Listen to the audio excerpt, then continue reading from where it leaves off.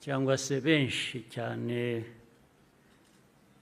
bari hanze bafitanye isano n'amateka yacu, harimo n'abo bayahindura bakayagira uko bashaka.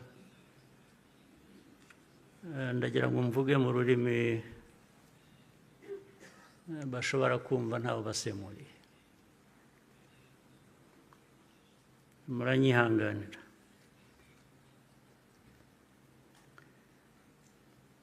Today, we gather again in remembrance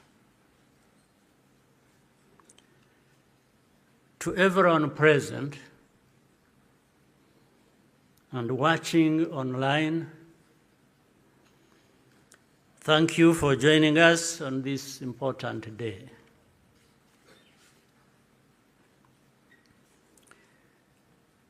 We deeply appreciate the friends who join us every year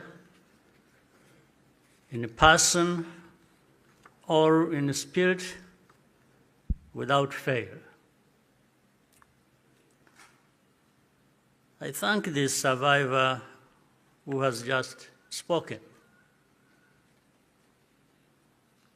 These testimonies keep memory alive for all of us and for those who will follow us. Kwibuka carries profound meaning for our nation.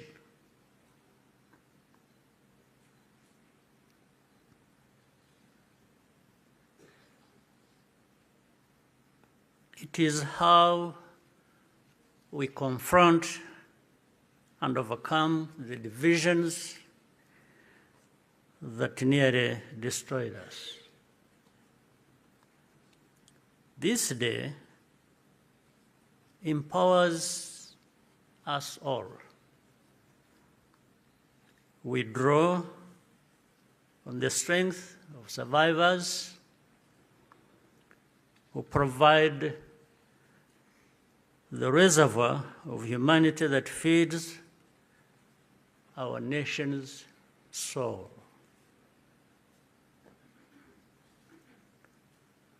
To all survivors, know that you are not alone. We stand with you always. Everything we have achieved was only possible because all Rwandans decided to join hands in a common purpose. We honor the role played by every Rwandan in our country's rebirth.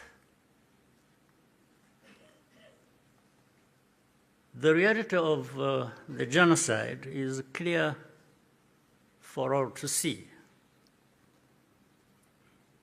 The ringleaders were convicted in international courts with rigorous evidence.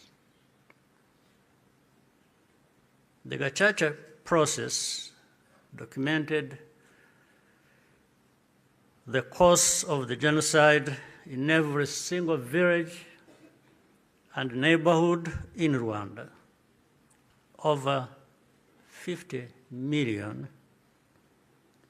handwritten pages were produced during the 10 years of Gacaca. Right here, where we are standing,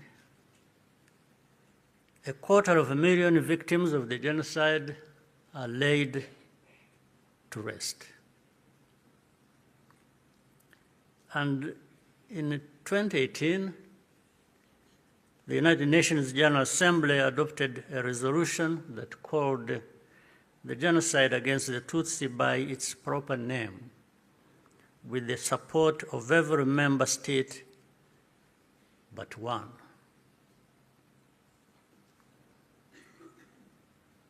The truth is undeniable. And yet, we still find people sowing doubt and twisting the facts up to today. This is not just a matter of ignorance, but something much deeper. It means that the risk of seeing history repeat itself is a constant danger. If we allow ourselves and our friends to become indifferent. Genocide denial begins long before the genocide itself is committed. There is a pattern of looking away from the warning signs or taking them lightly. Hate speech turns into hate acts, dismissed as expressions of popular discontent. Behavior that should be immediately condemned is rationalized and minimized. The preparations are masked by narratives of popular grievance and fear. In the process, a moral equivalence is created between the targets of the genocide and the planners of it. All of these elements were present in our own story. There are some who pretend that the genocide against the Tutsi was a spontaneous event. That's not true. It was carefully prepared and carried out in plain sight.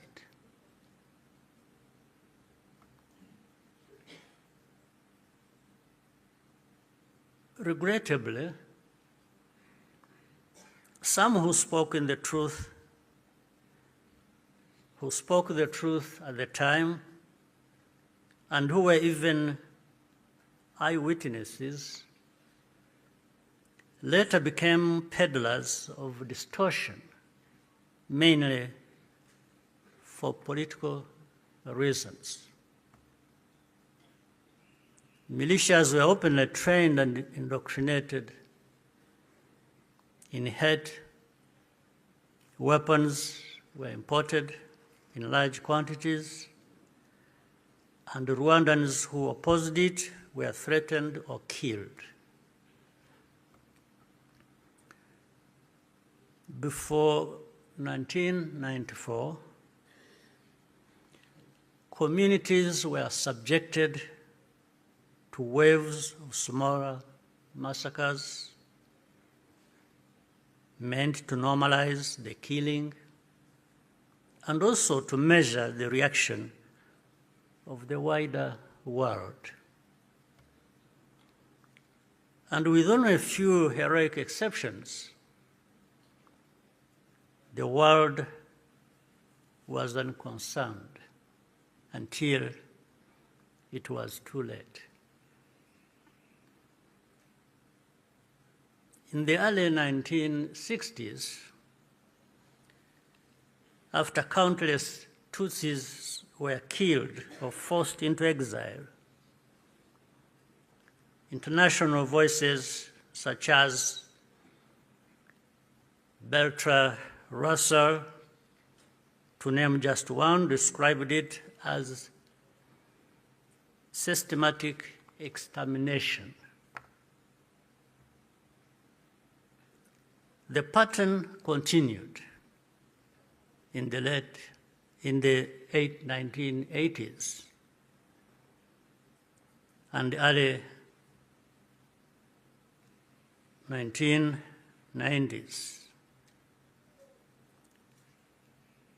When Tutsi communities such as the Bagogwe in the northwest were targeted in organized attacks,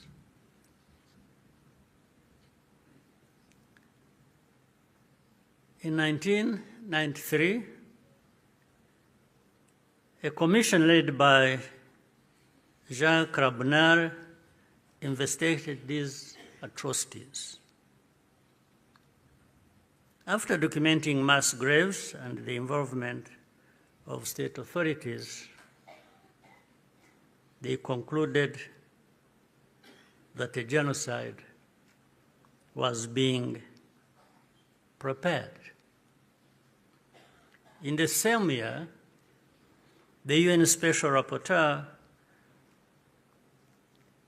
Bakri Wele Ndiaye, warned that organized propaganda portraying the Tutsis as enemies was spreading openly, helping prepare the population for mass violence. In January 1994, the Command of the United Nations Mission in Rwanda sent a fax back to headquarters in New York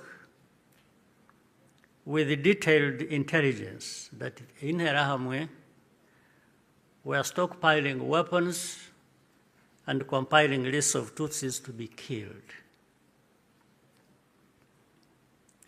He was then ordered to share the information with the very government which was preparing the genocide and to take no further action. And sadly, the reaction today is no different here in our region. And we can see it right before our eyes. When the genocide began, the nature of the crime was immediately obvious. All Tutsi were targeted because of their identity. Nowhere was safe, including churches and schools. That horrific reality only underscores the humanity and courage of the Rwandans who took risk to provide hiding places for their fellow citizens. The reaction of the international community was to evacuate foreigners and withdraw most peacekeepers. At Eto, Kichikiro, when the peacekeepers withdrew, thousands of desperate Tutsi were left to die. Such scenes were repeated across the country. If these forces had instead been supported to protect Rwandans, the killers could have been deterred and many people would still be alive. The lives saved by the United Nations peacekeepers who were allowed to remain makes clear how much more could have been done with the political will.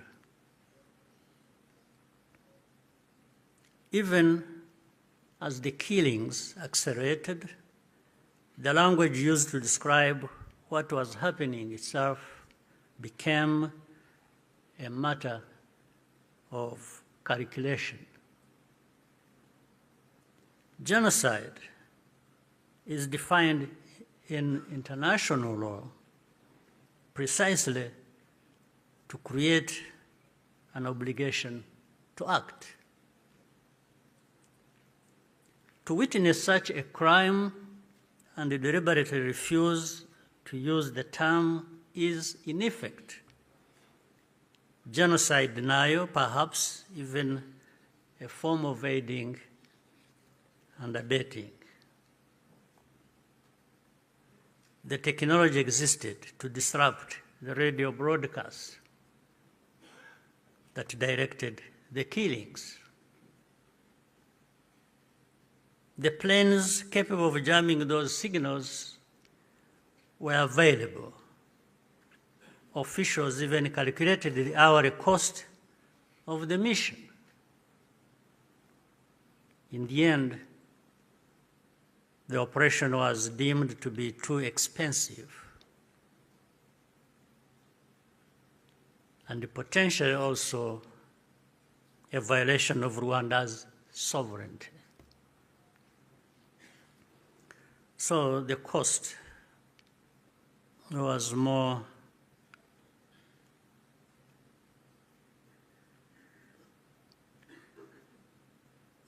it became too expensive. It was more expensive, especially when in their minds, those lives are really worthless. So our lives were worth nothing. That's fine. For Rwandans, the lessons have been brutal.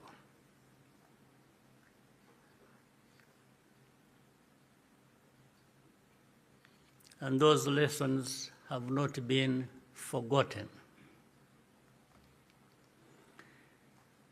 If our lives do not happen to align with someone else's interests,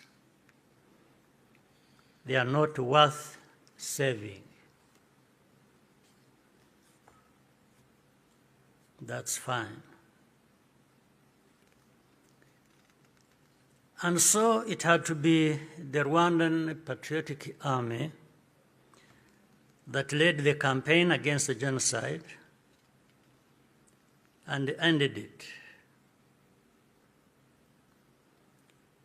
Our deepest source of grief was always that we could not arrive earlier.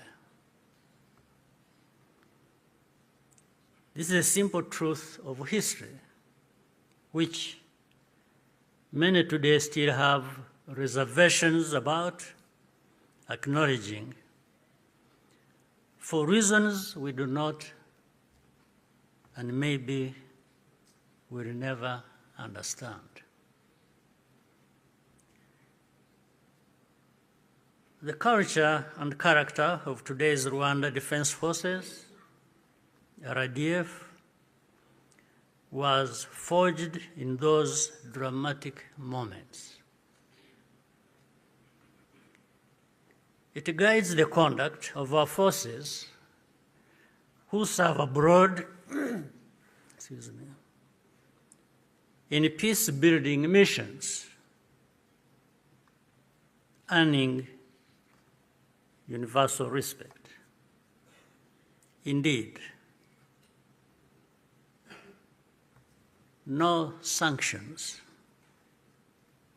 or insult from outside can ever tarnish the honor and integrity of Rwanda's defense and security forces, who are among the finest that can be found anywhere.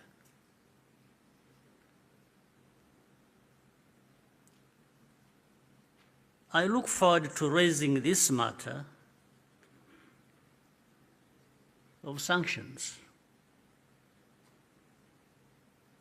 at the highest level to understand the basis for such an injustice.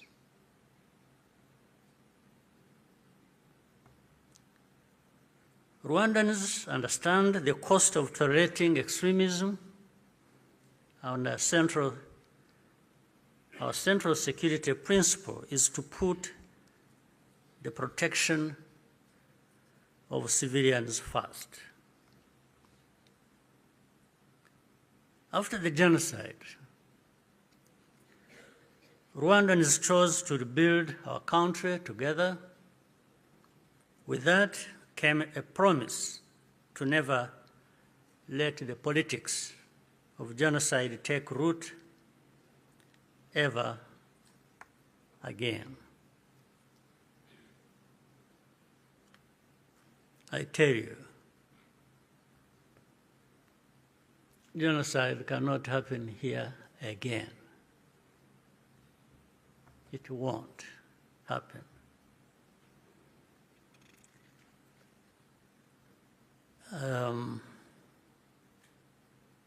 Even with those noises you hear in the region of people gathering from Europe, from wherever, and meeting in Kinshasa and bringing the son of Habyarimana and relatives and others from wherever and gathering. All of that is just noise. It cannot amount to anything that will happen here of that kind again. It cannot happen. And I'm saying this not just as a person. And I'm just saying it because I know every Rwandan, young and old, is as determined and is saying so, like I'm saying now to you.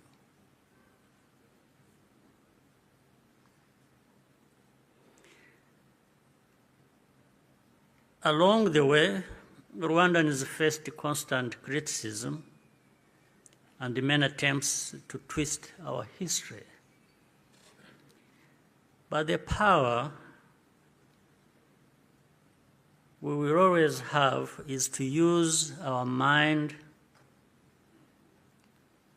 to see the truth, and our voices to speak up when something